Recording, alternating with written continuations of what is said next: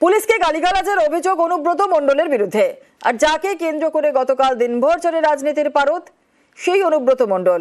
তিনি আইসিকে যথেচ্ছ গালাগালি দেন। আইসির স্ত্রী মাকে নিয়ে কদর্য গালাগালি অনুব্রত মণ্ডলের। বীরভূমের বোলপুর থানায় আইসিকে ফোনে হুমকি, থানা থেকে চুল ধরে টেনে মারার হুমকি, আর আইসির বদলির দাবিতে থানাও ঘেরাওয়ের হুমকিও দেন। তবে এই অডিওর সত্যতা যাচাই করেনি নিউজ 18 বাংলা। যদিও পরের দিনই বোলপুর থানা ঘেরাও করে চলে বিক্ষোভ।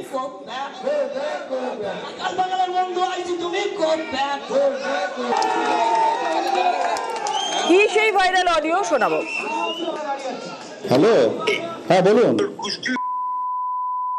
তোর পশু ডেপুটেশন দিয়ে তোর বাংলো পর্যন্ত যাব, তোকে পার করে নিয়ে আসবো। আপনি কি বলছেন? আমি অনুব্রত মণ্ডল বলছি। বল, তুই ফোনে রেকর্ড করছিস, আমি সব জানি। না না, পশু যখন ডেপুটেশন দেবে না, তোকে কোয়ার্টার থেকে মারতে মারতে নিয়ে আস। না কি হয়েছে, মানে ঘটনাটা কি জানিস না সিঙ্গিতে কি হয়েছে? হ্যাঁ হ্যাঁ, 13,000 বোলপুরের লোক হয়েছে না? 13,000 12,000 লোক হয়েছিল বোলপুরে। প্রচুর লোক। কথা বলেছি। হ্যাঁ, হ্যালো, রাজীব কুমার, আমি অনুব্রত মণ্ডল বলছি। সরবে না নাকি? এক কাজলের গু খায়। আপনি আপনি আপনি একজন দায়িত্বপ্রাপ্ত লোক, আপনি এভাবে কথা বলছেন? পশু ডেপুটেশন দিয়েছি, মারবে কি মারবো দেখুন। আমি ওর চুলের মুঠি ধরে আমি বার করে নিয়ে আসবো ওখান থেকে। আইসিকে যথেচ্ছ গালাগালি অনুব্রত কাজল দ্বন্দ্বের বলি কি আইসি? কাজলের নাম করে আইসিকে গালি অনুব্রতর। বিক্ষোভের হুমকি দেওয়ার পর তারপর চলে বিক্ষোভ। নাগরিক মঞ্চের নামে বিক্ষোভ তৃণমূলেরই। অনুব্রতর উদ্যোগে আইসির বিরুদ্ধে বিক্ষোভ।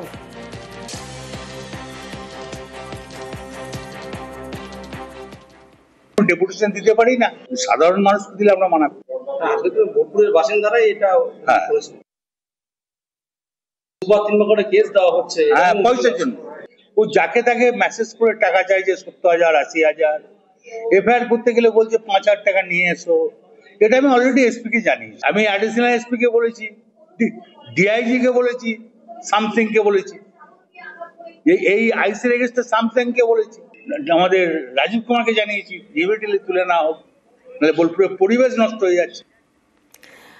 বোলপুর থানার আইসিকে হুমকি দেওয়ার ঘটনায় অনুব্রত মণ্ডলের বিরুদ্ধে কড়া অবস্থান নেয় দল। অনুব্রত মণ্ডলের বক্তব্য যে কোনোভাবেই সমর্থনযোগ্য নয়, সে কথা স্পষ্ট বুঝিয়ে দিয়েছে তৃণমূল কংগ্রেস।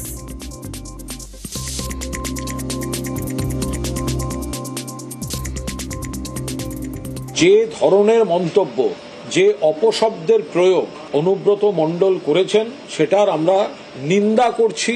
যে ব্যক্তির সঙ্গে এই ব্যবহার হয়েছে তার বিরুদ্ধে তার কিছু অভিযোগ ছিল, সেই অভিযোগ থাকতে পারে, কিন্তু তার জন্য ওই ভাষায় এবং তার ঘনিষ্ঠদের টেনে এনে, তার আত্মীয়দের টেনে এনে ওই ভাষা প্রয়োগ কোনো অবস্থায় উচিত হয়নি। যে আত্মীয়দের নাম করা হয়েছে অপশব্দ প্রয়োগে, আমরা তাদের কাছে আন্তরিকভাবে দুঃখ প্রকাশ করছি। এটি একটি বিচ্ছিন্ন ঘটনা। তার এই আচরণের সঙ্গে দয়া করে দলের কোনো মিলমিশ খুঁজবেন না। তৃণমূল কংগ্রেস তার যত বড় নেতাই হোক, সেই জায়গাটা প্রকাশ্যে পার্টি বিবৃতি দিয়ে নিন্দা করছে এবং তাকে ক্ষমা চাইবার নির্দেশ দিয়েছে, এবং তিনি ক্ষমা চেয়ে বিবৃতি দিয়েছেন। পার্টি দেখছে বিষয়টা। আর এরপরে ক্ষমা চান অনুব্রত মণ্ডল। চিঠিতে তিনি লেখেন, শ্রদ্ধেয় দাদা, আশা করি ভালো আছো, আমার প্রণাম নিও। সাম্প্রতিক ঘটনার জন্য আমি সামগ্রিকভাবে সমস্ত স্তরের কাছে নিঃশর্তভাবে ক্ষমা প্রার্থী। ভালো থেকো, ইতি তোমার অনুগত অনুব্রত মণ্ডল।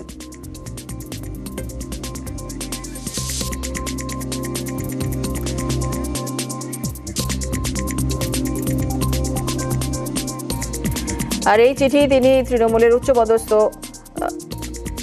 উচ্চ পর্যায়ে তিনি চিঠিটা পাঠান।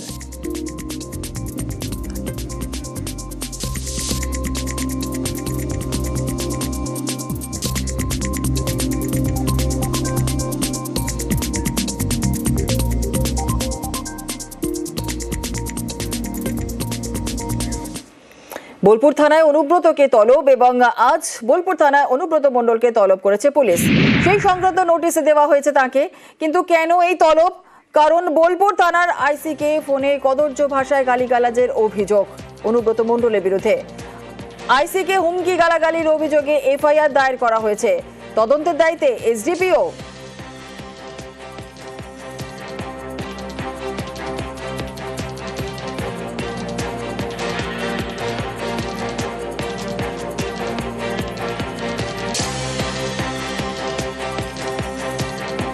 কিন্তু এখানেই শেষ নয়। অডিও বিতর্কের পর নিরাপত্তা কমেছে অনুব্রতর। তাঁর বাড়িতে আর নিরাপত্তা রক্ষী থাকছে না। অনুব্রতর সঙ্গে 2 নিরাপত্তা রক্ষী থাকছেন।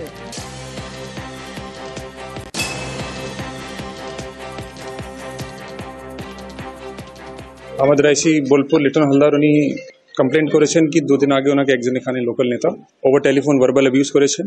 রিগার্ডিং দ্যাট এই ঘটনার ক্ষেত্রে আমরা একটা এফআইআর স্পেসিফিক স্টার্ট করেছি অ্যান্ড তারপরে আমরা এই ঘটনাতে যত স্ট্রং লিগ্যাল অ্যাকশন নেওয়ার দরকার আছে সেটা আমরা নিচ্ছি।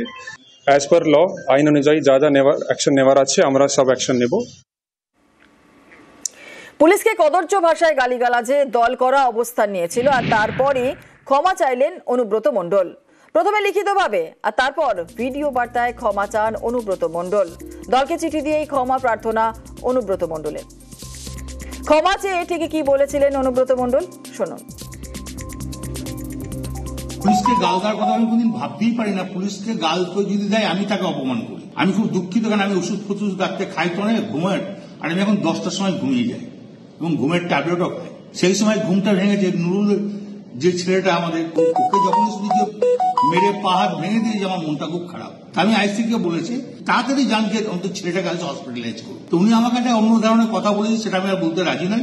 তখন আমি নিজের রাগ সামালতে পারিনি। এটা স্বাভাবিক, আমি বলেছি, এর জন্য আমি দুঃখিত, আমি ক্ষমা প্রার্থী। স্বাভাবিক আমার মুখ থেকে এই কথাটা বেরোনো উচিত নয়, তার জন্য আমি দুঃখিত এবং ক্ষমা প্রার্থী।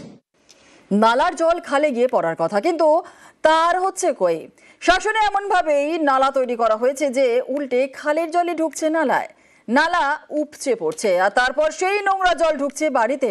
সরকারের টাকায় একই রকম কাজ। নালার সমস্যা না মিটিয়ে এখন আবার কেন কালভার্ট তৈরি করা হচ্ছে, এই নিয়েই ক্ষোভ স্থানীয়দের।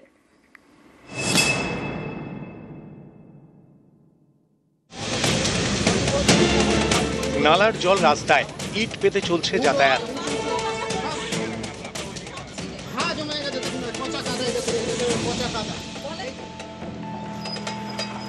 উত্তর 24 পরগনার বারাসতের শাসন। এখানকার খড়িবাড়ি মাছবাজার এলাকার নালা নিয়ে ভোগান্তি চরমে। নিকাশি নালার নোংরা জল উপচে পড়ে রাস্তায়, ঢুকে বাড়িতেও। কি করে পাস করব? কিসের জল এটা? কিসের জল? কেন ড্রেনের জল পাস হচ্ছে না? পাস হচ্ছে কোথায়? আপনারা কাউকে জানিয়েছেন? অনেকবার জানানো হয়েছে। আমরা কিভাবে পাস করছি তো দেখে যান। নালার জল খালে পড়ার কথা, এখানে হয় উল্টো। খালের জল আসে নালায়, তারপরে নালার জল ঢুকে বাড়িতে। স্থানীয়দের দাবি এই নালা ঠিকমতো তৈরি করা হয়নি। সরকারি টাকা খরচ হয়েছে, পূর্ত দফতর একাধিকবার বরাদ্দ করেছে, কিন্তু কাজের কাজ হয়নি। ফলে স্থানীয়দের ভোগান্তি। অভিযোগ, এই সমস্যার সমাধান না করে এখন আবার কালভার্ট তৈরি করা হচ্ছে। এ নিয়ে শুক্রবার ক্ষোভ প্রকাশ করেন স্থানীয়রা।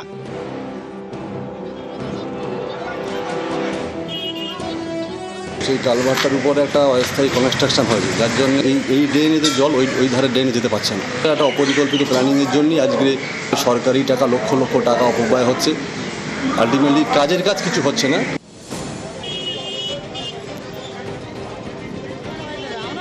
ব্লক প্রশাসনের প্রতিনিধিরা শুক্রবার এলাকায় যান কালভার্টের কাজ দেখতে। তাদের সামনে পেয়ে ক্ষোভ উগরে দেন স্থানীয়রা। যেগুলো প্রবলেম এলাকার মানুষের দাবিগুলো শুনলাম, যে সমস্যা তৈরি হচ্ছে জলের স্ট্র্যাক হয়ে যাওয়ার জন্য, সেটা নিয়ে আমরা পঞ্চায়েত সমিতি, জেলা পরিষদ এটা সমাধান করব। কালভার্ট হবে, সেই কালভার্টটা শুরু হচ্ছে। নিকাশি ব্যবস্থা ঠিকঠাক নেই, জল পরিষ্কার হচ্ছে না। সেই বিষয়ে আপনারা কি উদ্যোগ নিচ্ছেন? সেই বিষয়ে সেইটাই উদ্যোগ নেওয়া হচ্ছে। উত্তর 24 পরগনা থেকে জিয়াউল আলম, নিউজ 18 বাংলা।